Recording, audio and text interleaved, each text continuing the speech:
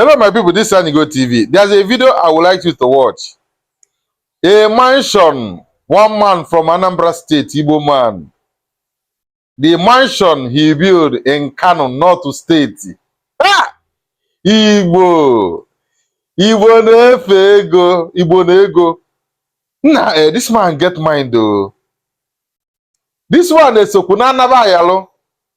Just imagine a house one person build in Kano State. Please do me a favor. After watching this video, share this video.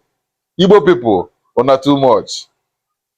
But this house for me, this house worth more than 800 million.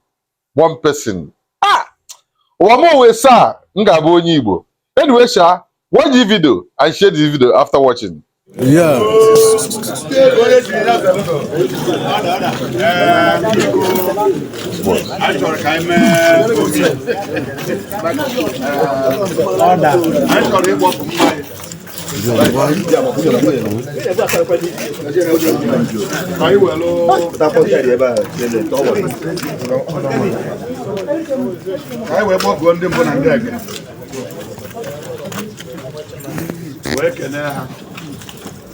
na nke ha mere wee na-ayọkwa ha na ka ya mere ọganihu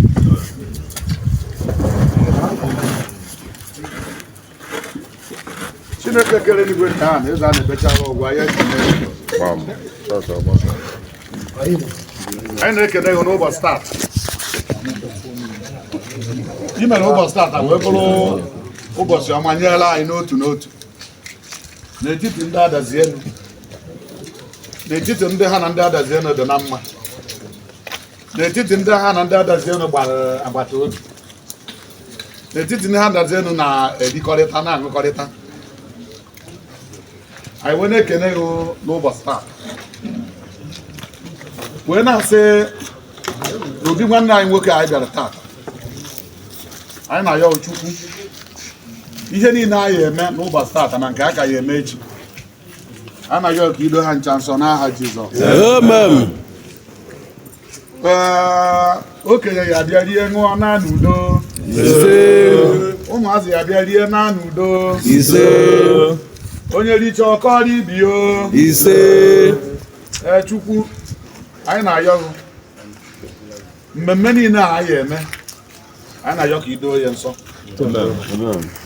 ihe niile anyị eme ma ihe anyị esi ma ihe anyị eri na ihe anyị aṅụ ọ ya azụ anyị ahụ na mkpụrụ obi akụkọ ọjọọ anyị adabe ya Chineke pụrụ ime ihe niile na mmanya ị na-aṅụ ya na mpụ anyị na-aṅụ n'ibe n'ibe anyị na-asị ka ị bịa ṅụọ mmanya na mpụ gọzie ya anyị nwa bụ ndị ya aṅụ ya nụ anyị aṅụta udo nwụta ịhụnanya nwụta mmekọrịta nwụta ihe akụ akụ ihe enwe enwe ọ zụọ anyị ahụ na mkpụrụ obi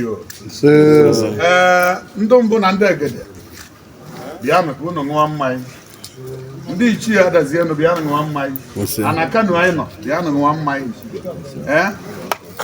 ọ bụrụ na anyị ribe ejibe anyị akpọ unu ọya oruo na ọrụrụ anyị kpọkwa unu na-enyere anyị aka ọya ka anyị ji akpọkwa unu soro anyị rie anyị agha eribe ha unu Chineke na-afụ na ife na ndụ na nzuzo anyị na-asị ka ị gọzie mmanya okenye ṅụrụ ya anaghị aṅụta udo na ịhụnanya ụmụazị ṅụrụ ya anaghị aṅụta udo na ịhụnanya Okeke ṅụrụ ya anaghị aṅụta udo na ịhụnanya Okafọ ṅụrụ ya anaghị aṅụta udo na ịhụnanya Okoye ṅụrụ ya anaghị aṅụta udo na ịhụnanya Okonkwọ ṅụrụ ya anaghị aṅụta udo na ịhụnanya anyị sị na etu a ka anyị kwere and anyị kwuru na ihe emeziri anyị ya n'aha Jizọs. Amen.